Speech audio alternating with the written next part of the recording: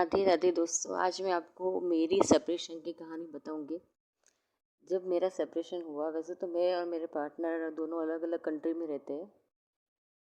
जब मेरा सेपरेशन हुआ, मेरा dark night of the soul हुआ, तब ऐसा उस दिन मुझे ऐसा लगा था कि जैसे पूरी दुनिया में मैं अकेली पड़ गई हूँ, मेरा कोई नहीं है। जैसे सबको होता है वैसा ही मेरा ही हुआ था।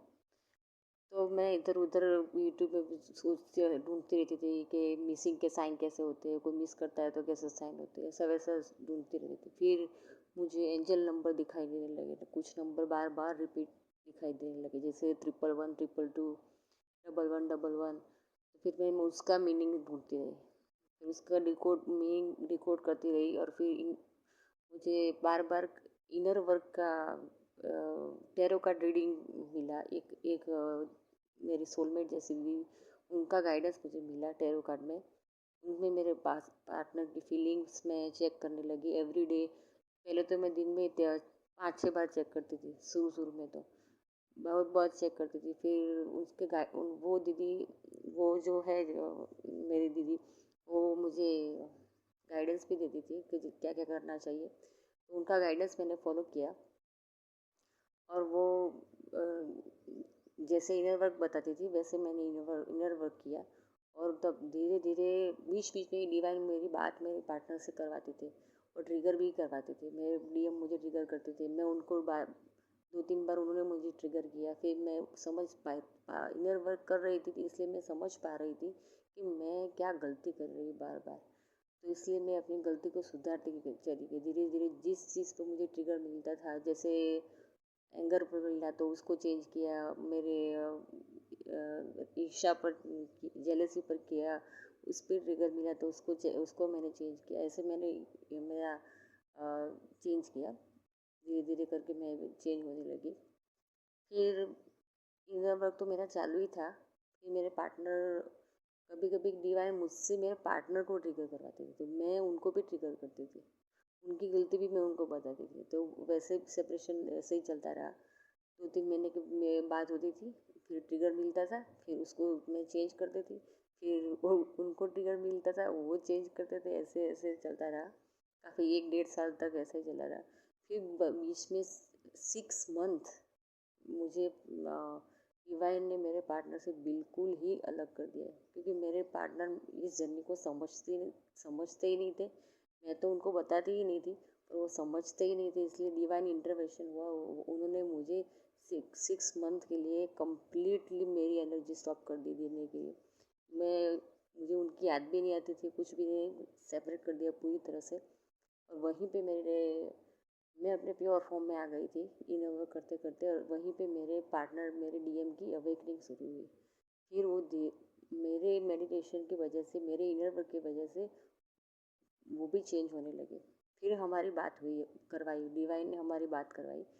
तो फिर तब जब मैंने उनसे बात की तो उनमें चेंज आ गया था। वो समझने लगे थे मुझे इक्वल गिव एंड टेक करना चाहिए रिश्ते में, ऐसा नहीं होता है। वो भी मेरे कॉल का आंसर देने लगे, मैसेज का आंसर देने लगे। मुझे इग्नोर करते थे, वो इग्नोर करना बंद कर दिया, ब्लॉक करना बंद कर दिया, वो सब बंद कर दिया। धीरे धीरे मुझे वो समझने लगे। और फिर वो मेरी रिस्पेक्ट तो पहले से ही करते थे, ऐसा नहीं था। पर सेपरेशन जो हमारा डिवाइन ने करवाया था, मेरे लिए करवाया था, उनके लिए प्यूरिफिकेशन, सोल प्यूरिफिकेशन के लिए करवाया था। वैसे तो सेपरेशन होता ही नहीं है ट्विन फ्लेम में। सब एक सेपरेशन इज एन इल्यूजन, जो सब बोलते हैं वही सही है। हमें कोई सेपरेशन था ही नहीं, बट एनर्जेटिकली हम लोग कनेक्टेड ही होते हैं। तो फिर मैं चेंज हो गई धीरे धीरे, वो भी चेंज हो गए, उनको भी समझ में आने लगा। डिवाइन उनको भी साइन देने लगे, उनको भी एंजल नंबर्स दिखाई देने लगे, उनको भी कुछ वीडियो पॉपअप हुए, उन्होंने भी देखा सब कुछ। धीरे धीरे वो भी इस जर्नी को समझने लगे। और फिर एक दिन हमारी बात हुई 6 महीने के बाद। बहुत अच्छी तरह से बात है, उन्होंने मुझे बहुत अच्छी तरह से समझा, सपोर्ट किया। उस दिन तो इन्फ्लुएंस जर्नी के बारे में नहीं बताया, पर मुझे पता चल गया था कि उनको अभी पता है, क्योंकि वो मेरे साथ इक्वल गिव एंड टेक करने लग गए थे। और भगवान की स्पिरिचुअलिटी की बातें करने लगे थे, और वो सब अच्छे कर्मास के बारे में बातें करने लगे थे। तो तब मुझे समझ में आ गया कि उनकी अवेकनिंग चालू हो गई है, तो मैं समझ गई। और धीरे धीरे वो ऐसे करते करते उनकी अवेयरनेस अब फिर धीरे धीरे करते करते मेरे मैं तो इनर वर्क करती ही थी, तो मेरे पार्टनर को उनकी गलतियाँ भी समझ में आने लगे। वो उनकी गलतियों को भी सुधारने लगे। उनका एंगर था, वो एंगर का इश्यू उन्होंने सॉल्व किया। ईगो था उनमें बहुत, वो भी ईगो डेथ भी किया। और धीरे धीरे वो, मैं जब बोलती थी तो मुझ पर गुस्सा नहीं होते, धीरे धीरे बात करते थे, मुझको भी समझाते थे। और वो खुद भी समझते। अभी हम परमानेंट हारमोनियस रीयूनियन में है। वो मुझे समझते हैं, मैं उनको समझती हूँ, मेरे कॉल का आंसर देते हैं, मैं उनको देती हूँ। बस ऐसा नहीं है कि हर दिन मैं पूरा दिन उनके पीछे भागती रहती हूँ, मैं ऐसा कुछ नहीं करती हूँ। मैं मेरे काम में भी फोकस हूँ, मेरा वही सोल पर्पस भी कर रही हूँ, मैं खुद जो ट्यूशन्स भी कर रही हूँ, बच्चों को पढ़ाती भी, मैं घर संभालती हूँ, मेरे बच्चों को भी संभालती हूँ। I am married to in fact, मैं मैरिड टू इनफैक्ट हूँ। मेरे घर परिवार सब, मैं सब कुछ संभालती हूँ। और मेरी जर्नी में भी बैलेंस करके रखती हूँ, मेरे पार्टनर के साथ में बैलेंस में हूँ। सो ऐसे करते करते मैंने मेरा परमानेंट हारमोनियस रीयूनियन अचीव किया है।